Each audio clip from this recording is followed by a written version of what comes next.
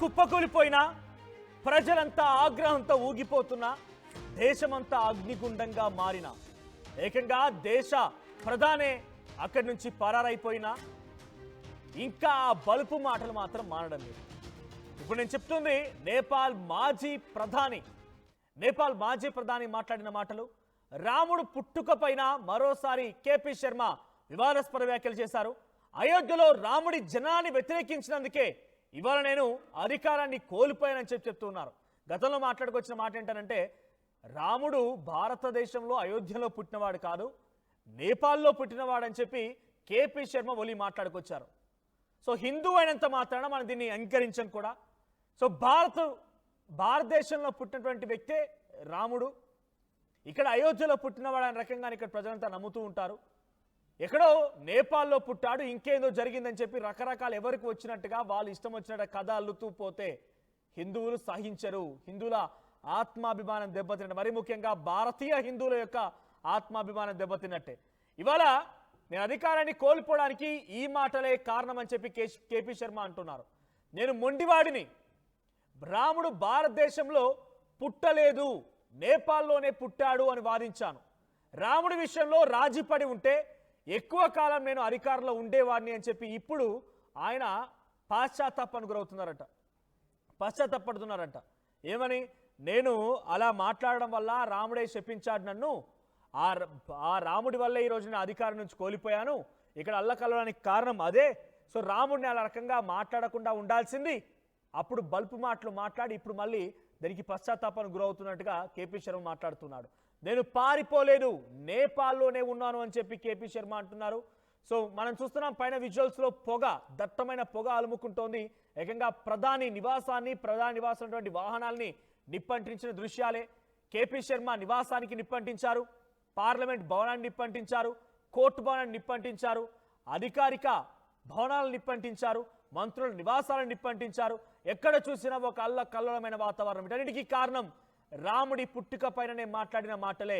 రాముడు అయోధ్యలో కాదు నేపాల్లో పుట్టాడు అని చెప్పే మాటల్ని నేను మాట్లాడాను కాబట్టే ఈరోజు నా ప్రభుత్వం కుప్పకూలిపోయింది. అలా మాట్లాడకుండా ఉండాల్సింది, నేను మొండివాడిని, నేను అలా మాట్లాడడం మూలంగానే ఇక్కడ ఈ రకమైనటువంటి పరిస్థితి నెలకొన్నాయని చెప్పి కేపీ శర్మ అన్నారు.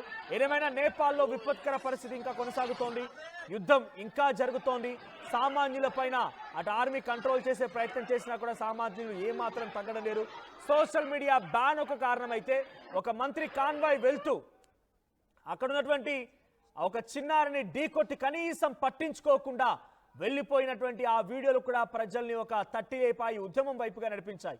ఆ తర్వాత ఈ రెండు కారణాలతో పాటుగా నిరుద్యోగ సమస్య రగిలిపోతున్నారు. నేపాల్ ప్రజలంతా కూడా నిరుద్యోగ సమస్య రగిలిపోతున్నారు. సో ఇక్కడ ప్రజాప్రతినిధుల కుమారులు లేకపోతే వాళ్ళ పిల్లలంతా కూడా పెద్ద పెద్ద కోట్ల రూపాయలకు పడగలెత్తి వారంతా కూడా అద్భుతమైనటువంటి లావిష్ లగ్జరియస్ లైఫ్ లీడ్ చేస్తూ ఉంటే, చదువు సందేరాని వాళ్ళు మంత్రులుగా ప్రధానులుగా మమ్మల్ని పరిపాలిస్తుంటే, ఉన్నత చదువులు చదివేమంతా కూడా మా తల్లిదండ్రులకి భారంగా మారిపోయాం, మేమంతా ఇబ్బంది పడుతూ ఉన్నాం, ఎటు చూసినా ఆ ఇబ్బందులన్నిటి కూడా ఎదుర్కొంటున్నాం. కాబట్టి ఆ ఇబ్బందుల నుంచి బయటికి రావాలంటే మేము పోరాటక తప్పదు అనే రకంగా వారు బయటకు వచ్చి పోరాడుతున్నటువంటి ఆ విజువల్స్ మనం చూస్తున్నాం. అగ్ని గుండంగా మారిపోయిన నేపాల్ అంతా కూడా, నేపాల్ కాఠ్మండు మొత్తం కూడా అగ్ని కిలలెగిసిపడుతున్నాయి. ఆ విజువల్స్ మనం చూస్తున్నాం. ఎర్రని జెండాలు పట్టి రోడ్లపైకి వచ్చి వారంతా నిరసన గలాన్ని వ్యక్తం చేస్తున్నారు, నిరసనని వ్యక్తం చేస్తున్నారు, పెద్ద ఎత్తున ఆందోళన చేపడుతున్నారు. సో ప్రస్తుతానికి ప్రభుత్వం కుప్పకూలిపోయినా, ప్రధాని రాజీనామా చేసినా, చేతులు జోడించమని అక్కడి నుంచి పరారైపోయినా. నేను ఇంట్రెస్టింగ్గా సోషల్ మీడియాలో ఒక వీడియో చూశాను. నేపాల్ నుంచి ఒక మంత్రిని కాపాడడం కోసం ప్రత్యేక హెలికాప్టర్ సహాయంతో ఒక రోప్ని కిందికి ఆ ఇంటిపైకి వదిలేసి ఆ రోప్కి వాళ్ళందరికీ కట్టేశారంటే నడుముని ఆ హెలికాప్టర్ కట్టేసి ఒక తాడు సాయంతో కట్టేసి గాల్లో తీసుకువెళ్తున్నారు. ఎక్కడ నేలపై దిగితే ఆ హెలికాప్టర్ ల్యాండ్ అయిన తర్వాత ఆ హెలికాప్టర్ని కూడా చుట్టుముట్టి హెలికాప్టర్ను ధ్వంసం చేసి ఆ మంత్రిని చంపేస్తారనేమో కానీ ఆ రకంగా భయపడిపోయి తాడును కిందికి దించి, హెలికాప్టర్ పైన గాల్లోనే ఎగురుతూ ఉంటుంది, తాడును కిందికి దించి ఆ తాడు నడుముకు కట్టుకొని వాళ్ళని గాల్లోనే ఎగిరేసుకుంటూ హెలికాప్టర్ వారిని బయటికి తీసుకెళ్ళింది, సేఫ్ జోన్కి తీసుకెళ్ళింది. అంటే ఎంతలా అక్కడ పరిస్థితి విపత్కర పరిస్థితిని అర్థం చేసుకోండి. సో అక్కడ అయోధ్యలో పుట్టినటువంటి రాముడిని ఇక్కడ కాదు నేపాల్లో పుట్టాడు అనే రకంగా నేను తప్పుడు కూతలు కూసాను కాబట్టి ఈరోజు నా ప్రభుత్వం కుప్పకూలిపోయింది.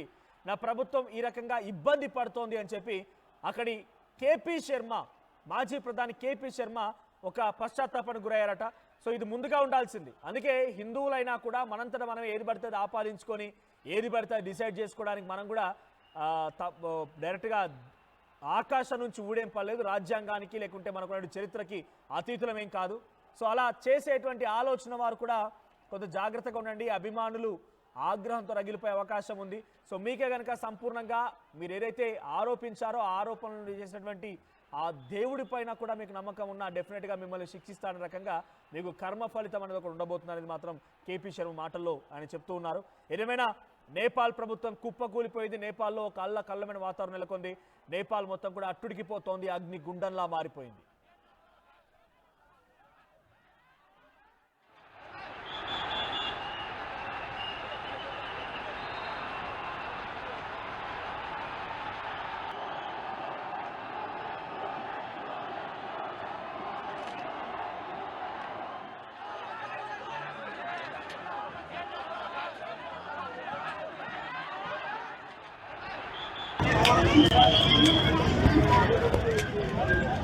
Thank you.